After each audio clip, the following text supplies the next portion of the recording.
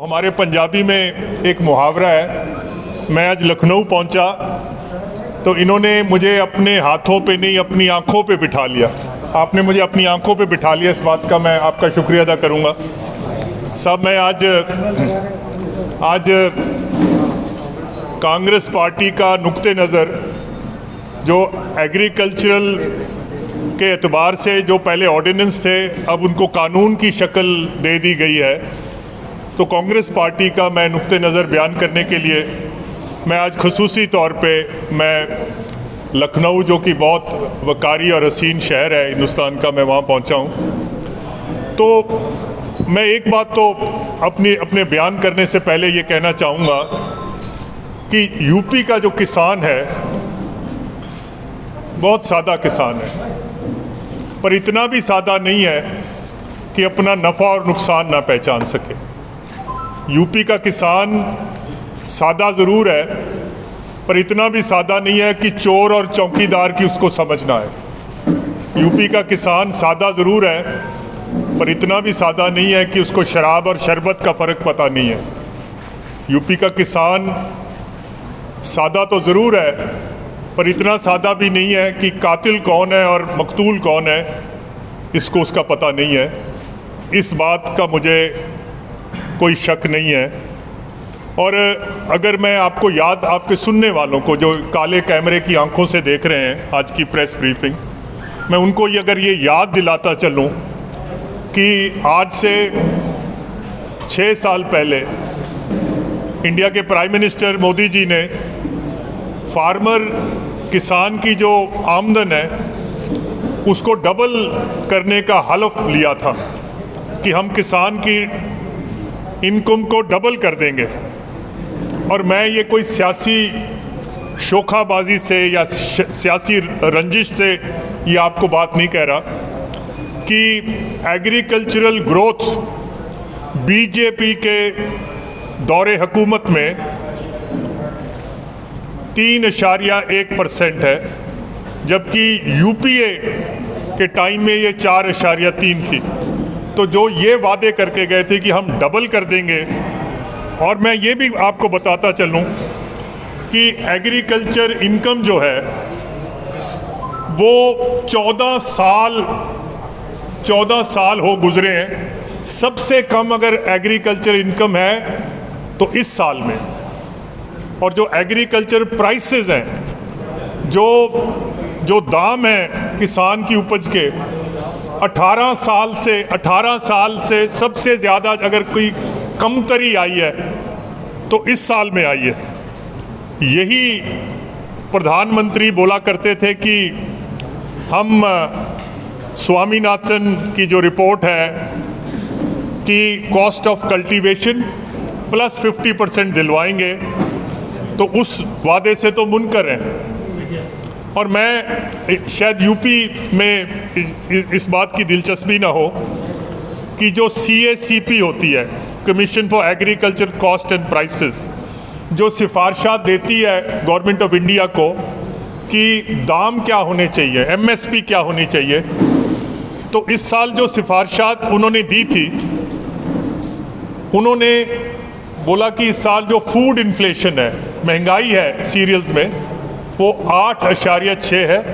लिहाजा किसान को 6.6% का इजाफा ये आप गेहूं में दे दें और 5.9% इजाफा आप पैडी में दे दें, चावल में दे दें। और ये मैं रिकॉर्ड से बोल रहा हूँ, इसकी कॉपी मैं आपको दे दूंगा इस प्रेस ब्रीफिंग के बाद। पिछले 10 साल में अगर सबसे कम MSP में इजाफा हुआ है खरीफ में और रबी में, तो इस साल हुआ है। जबकि गेहूं में इन्होंने 2.6% इजाफा दिया है, 50 रुपये, और चावल में इन्होंने 2.9% दिया। मेरी अकल दंग है, मेरी अकल से बालातर है कि ये प्राइम मिनिस्टर ने और एग्रीकल्चर मिनिस्टर पार्लियामेंट में अनाउंस किया कि हमने 50 रुपये बढ़ा दिए। आज तक पार्लियामेंट में कभी, और अगर इतना कम बढ़ाना था तो फिर पार्लियामेंट में बयान देने की ज़रूरत नहीं थी। सब मैं आपको ये भी बताता चलूं कि CACP यही कमीशन जो है, इन्होंने भारत सरकार को ये भी सिफारिश करी है कि जो ओपन एंडेड प्रोक्योरमेंट है, जो गेहूं, चावल, मक्की, सरसों जो गवर्नमेंट MSP पे खरीदती है, CACP ने बोला है कि इसका रिव्यू ज़रूरी है। और CACP की ये भी सिफारिशात हैं कि जो किसान को सब्सिडी मिलती है फर्टिलाइज़र पे, खाद पे जो सब्सिडी मिलती है, उसको किसान के खाते में डायरेक्ट DBT, डायरेक्ट ट्रांसफ़र जो है वो कर दी जाए। और कितनी कर दी जाए? 5,000 रुपया एवरी फार्मर, नॉट एकड़, फार्मर। तो अगर ये दोनों सिफारिशात अगर मान लो जो उन्होंने कही हैं, सरकार ने कही होंगी, तो इसका मतलब है कि जो MSP पे धान या गेहूं खरीदते हैं उस पर सवालिया निशान खड़ा हो गया।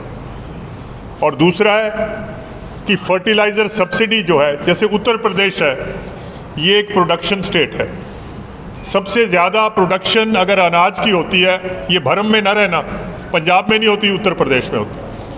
और अगर फर्टिलाइज़र सब्सिडी से, इसका मतलब एक थैला हर 6 महीने बाद सब्सिडी का वो किसान को मिल जाएगा।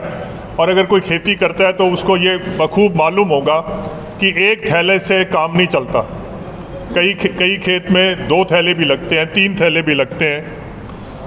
तो हमें इस बात का शदीद एतराज़ है, शदीद रंज है कि ओपन एंडेड प्रोक्योरमेंट भी ख़त्म होगी, फर्टिलाइज़र सब्सिडी है वो भी महदूद कर दी जाएगी, MSP की जो रेट है इन्फ्लेशन के रेट से भी ये कम है। और इस साल जो आज से 1 महीना बाद किसान अपना धान बेचेगा या अप्रैल में गेहूं बेचेगा, पिछले साल के बनिस्बत ही will get a lower price. वो कम दाम इन रियल टर्म्स, अगर इन्फ्लेशन को उस पर जोड़ दिया जाए, 50 रुपये तो मैं मानता हूँ, पर 50 रुपये अब आप देखें कि इन्होंने इलेक्शन जीता, जनरल इलेक्शन, तो उन्होंने एक बोला कि PM किसान देंगे कि एक खते गुर्बत से या एक सर्टन कैटेगरी के किसान है, हर महीने प्रधानमंत्री उनके खाते में 500 रुपया गवर्नमेंट ऑफ इंडिया डालेगी। मैं आज आपको ये अगर मैं बताता चलूँ कि 1 एकड़ में 2 फसल आपने करनी है, गेहूं और धान की करनी है, तो डीजल कितना लगता है? जो हमारा आंकड़ा है 50 लीटर लगता है पूरे साल में 1 एकड़ में। चलो आप 50 से भी कम कर लो, क्योंकि पंजाब में हो सकता है ज़्यादा डीजल लगता हो, छोटे स्टेट्स या जहाँ खेती इतनी अच्छी नहीं है तो 30 लीटर लग जाता है। जब UPA की सरकार थी, डीजल के 1 लीटर पे 3.56 रुपये टैक्स था, एक्साइज टैक्स, जिसको एक्साइज बोलते हैं, पेट्रोलियम पे एक्साइज। आज एक्साइज जो है 40 रुपये। तो अगर आप 30 लीटर भी लगा लो और ये फ़र्क लगा लो, और छोटा किसान आप 5 एकड़ से कम का लगा लो, तो एक किसान को 6,000 रुपया तो डीजल के दाम की वजह से गवर्नमेंट को ज़्यादा देना पड़ रहा है। तो ये जो PM किसान है, हकीकत में ये बेमायने है। बेमायने मैं इसलिए बोल रहा हूँ क्योंकि आपने वही डीजल के एक्साइज टैक्स में जब से मोदी जी आए हैं 894% का इजाफा हुआ है। 100% का नहीं, 100% का मतलब होता है दुगना, 200%, 300%। मैं कह रहा हूँ 894% डीजल में इन्होंने, कच्चे तेल जो है, कच्चे तेल की कीमत आलमी मंडी में बहुत गिरावट आई है, पर हिंदुस्तान में ये गिरावट जो है वो एक्साइज, जैसी गिरावट आती है एक्साइज बढ़ाते जाते हैं। हमें इस बात का भी रंज है। और मैं अगर आपको ये भी बताता चलूँ कि जब से GST का निज़ाम नाफिज हुआ है तो जितने भी किसान के लिए जो इक्विपमेंट आता है, चाहे वो ट्रैक्टर है, चाहे ट्रैक्टर की इम्प्लीमेंट्स हैं या जो भी है, उसमें भी क्योंकि किसान इनपुट टैक्स क्रेडिट तो ले नहीं सकता, तो वो सारा जो है तकरीबन 15,000 करोड़ रुपए का ये बोझ जो है जीएसटी के आने से पड़ गया। और अगर आप मेरी बात पे यकीन करेंगे, अगर कोई 6 साल में, 7 साल में, 10 साल में कभी मौका मिलता है, आप देखते हैं कभी प्याज की दाम बढ़ गए, कभी आलू के दाम बढ़ गए, तो किसान को प्रॉफिट नहीं लेने देते, या तो एक्सपोर्ट बंद कर लेते हैं या इंपोर्ट कर देते हैं ताकि किसान को इसका लाभ ना हो सके। तो मैं आज ये भी किसी सियासी शोखाबाजी से नहीं कह रहा कि जो दिहाड़ीदार है, जो किसान के खेत में काम करता है, पिछले 1 साल से दिहाड़ी में एम्प्लॉयमेंट जो वेजेस है उसमें इजाफा कितना हुआ है? 0%। और जिस साल यूपीए की हमने सरकार छोड़ी थी, दिहाड़ीदारों का 38% उसमें इजाफा हो गया था। आज यूपी का जो किसान है, गवर्नमेंट ने 14,000 करोड़ रुपया बकाया यूपी के किसान का देना है। आज भारत में हर घंटे एक किसान खुदकुशी कर रहा है। किसान खुदकुशी का जो रेट है 1 पर आवर, एक दिन में 24 किसान हिंदुस्तान में खुदकुशी कर जाते हैं। किसान की जो हालात है वो काबिले रहम है। और मैं ये बात भी, मुझे इस बात की शर्मिंदगी महसूस हो रही है कि मैं उस देश का शहरी हूँ जहाँ जब से मोदी जी आए हैं तो जो इंडस्ट्री है, कॉरपोरेट घराने हैं, उनकी जो कर्ज माफ़ी हुई है वो 6.6 lakh crore government of India ने, जो बैंकों के डिफ़ॉल्टर हो गए थे, जो और क्रेडिट इंस्टीट्यूशन के डिफ़ॉल्टर थे, जो लोन राइट ऑफ हुए हैं भारत में, वो 6,60,000 करोड़ हैं। और जो पिछले साल, आपको याद होगा, पिछले साल कॉरपोरेट टैक्स में जो उसकी शरह थी उसमें कमतरी लाए थे। 1,45,000 करोड़ का जो उनके टैक्स पे जो रेट लगता था, मुझे लगता है आई डोंट नो 40% से इनको 30% या कुछ ऐसा किया था। सब मैं एक चीज़ और भी बताता चलूँ, थोड़ा सा टाइम लग जाएगा। जो ये कॉरपोरेट टैक्स होता है, इनकम टैक्स होता है, एक्साइज टैक्स होता है, जो हिंदुस्तान के राज्य हैं, तो 42% इनका भी हिस्सा होता है। अगर एक्साइज ड्यूटी बढ़ती है तो उसमें हमारा 42% हिस्सा होता है। अगर ये कॉरपोरेट टैक्स है तो 42% स्टेट्स का है, कस्टम ड्यूटी है तो 42%। तो इन्होंने क्या किया, जब से मोदी जी आए हैं, एक्साइज ड्यूटी बढ़ाते हैं, पर उसको एक्साइज नहीं बोलते, स्पेशल एक्साइज बोलते हैं, ताकि स्टेट्स को हिस्सा ना मिल सके। बोल देते हैं जीएसटी में आपको इजाफा दिया है, इसी तरह कस्टम्स की ड्यूटी बढ़ेगी तो उसमें कोई स्पेशल कस्टम बोल देंगे, पर स्टेट्स को हिस्सा नहीं देंगे। और उसी तरह जैसे मैंने बोला, अगर कॉरपोरेट टैक्स माफ़ करना था तो पहले स्टेट से मुशावरत करनी थी। आफ्टर ऑल 1,45,000 करोड़ में सबसे छोटा राज्य पंजाब है, 3,500 करोड़ हमारा था, बिना पूछे आपने कैसे माफ़ कर दिया? तो अगर आपने किसान को कर्ज माफ़ी नहीं देनी, क्रॉप लोन पे आपने वेवर नहीं देना, बट आपने इंडस्ट्री को जो वेवर दिया है, इस बात का भी हमें रंज है। और मैं बताता चलूं, जो फसल बीमा योजना, पीएम फसल बीमा योजना है, प्राइवेट इंडस्ट्री को बहुत हाई प्रीमियम देना पड़ता है, और वापस जो है उन्होंने 10,000 करोड़ रुपया सिर्फ हरियाणा से कमाया। पीएम किसान जो फसल योजना है, जितने बीजेपी के स्टेट्स हैं वहाँ लागू हुई है, हमने पंजाब में नहीं करा। अगर किसी का नुकसान होता है सरकार दे देती है, क्योंकि प्रीमियम इतना ज़्यादा, इससे तो बेहतर है कि हम खुद ही दे दें। वो किसी उर्दू के कवि ने लिखा है कि गोया ज़रा सी बात पे बरसों के याराने गए, चलो इतना हुआ कुछ लोग पहचाने गए। बीजेपी जो अपने आप को समझती थी कि हम किसान के बहुत हितैषी हैं, किसान के मसीहा हैं, तो कम से कम ये तो पता चल गया कि ये जो नए कानून बनाए हैं ये हक में नहीं है। और ये जो 3 ऑर्डिनेंसेस जो कानून की शक्ल अख्तियार कर चुके हैं, तो मैं तो एक तो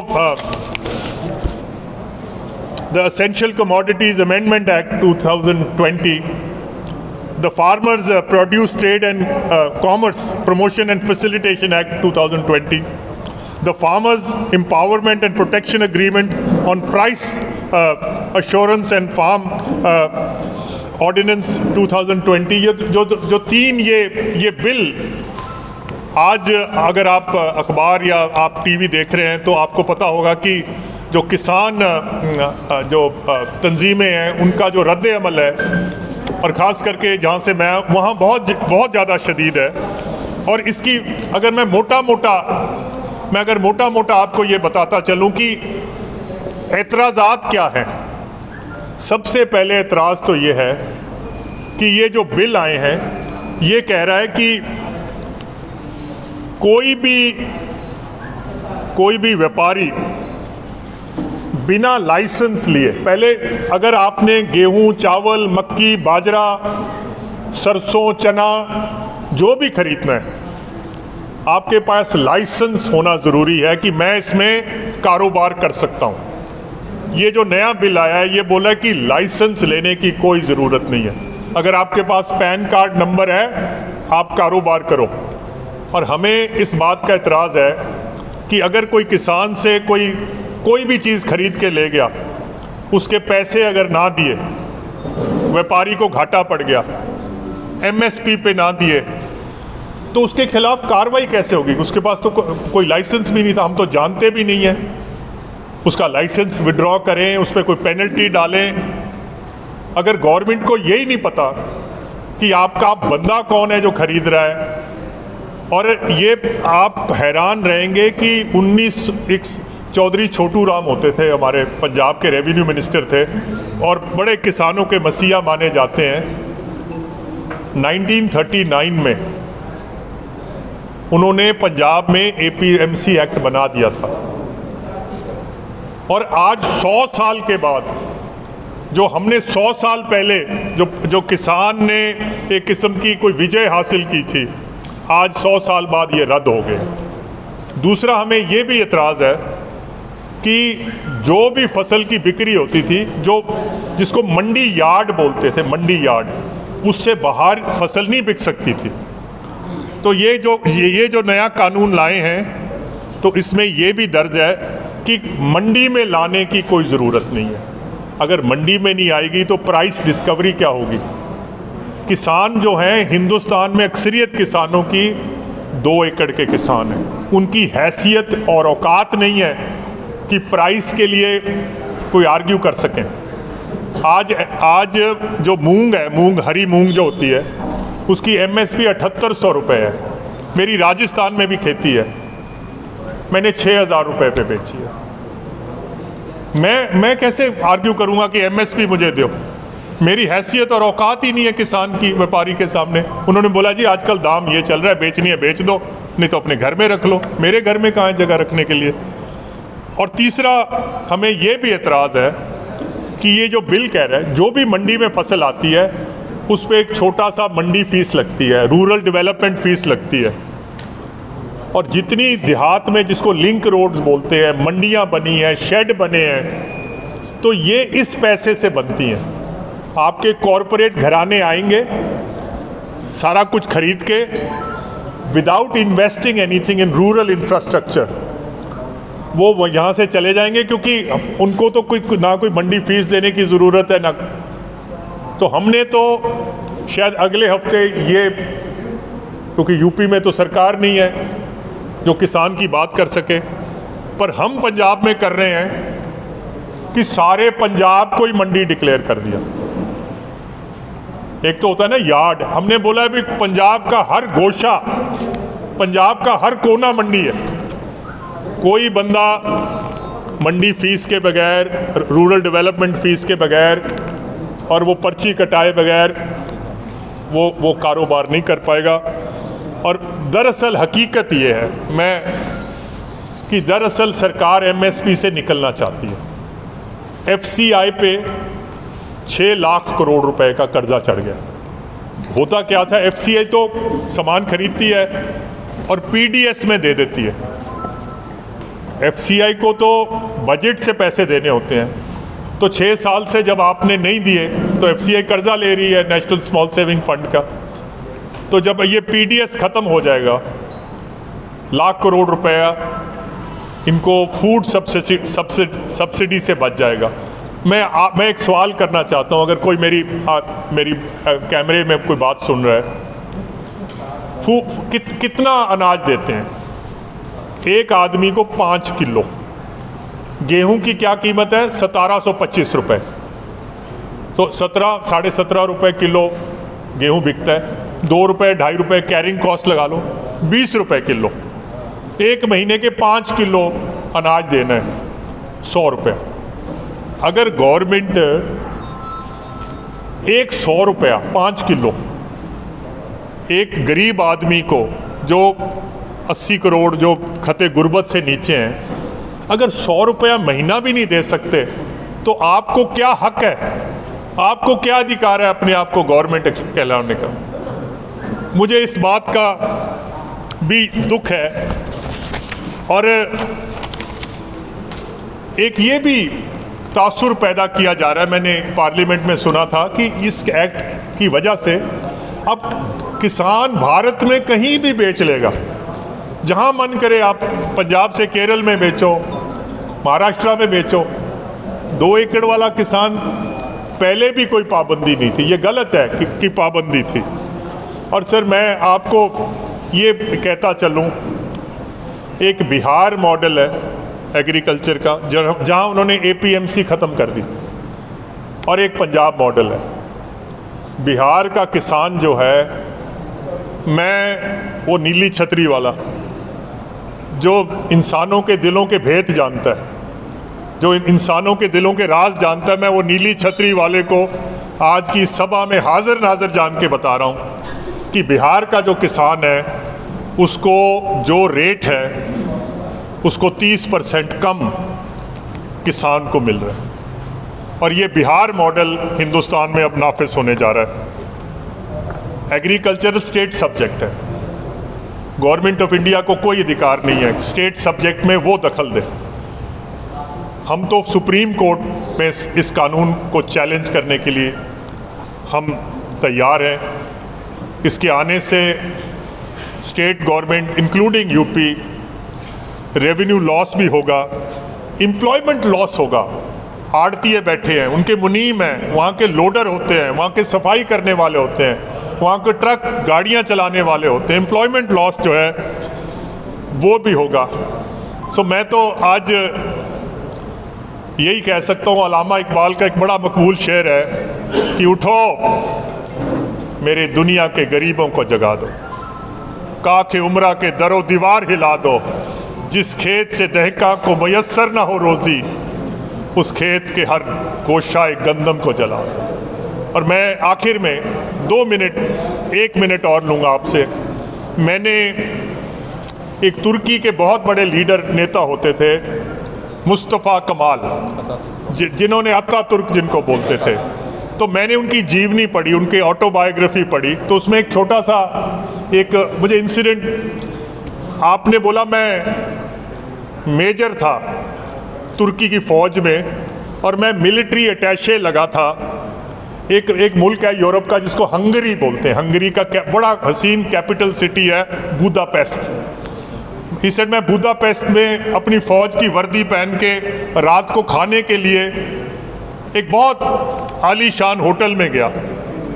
तो मैं होटल में बैठा खाना खा रहा था, तो जैसे ही मैंने खाना शुरू करा तो एक हंगरी का किसान जिसकी वर्दी, जिसकी इतनी अच्छी नहीं थी, कपड़े इतने सुंदर नहीं थे, जिसके बूट पे मिट्टी लगी हुई थी, वो भी उस होटल में आ गया और मेरी बगल वाली टेबल पे बैठ गया।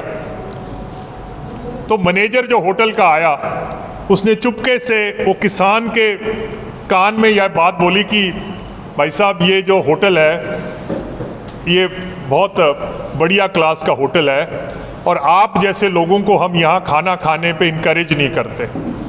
तो मुस्तफ़ा कमाल बोले, खाना तो मैं खा रहा था पर मेरे कान, वो जो गुफ्तगू चल रही थी दूसरे टेबल पे वहाँ पर थी।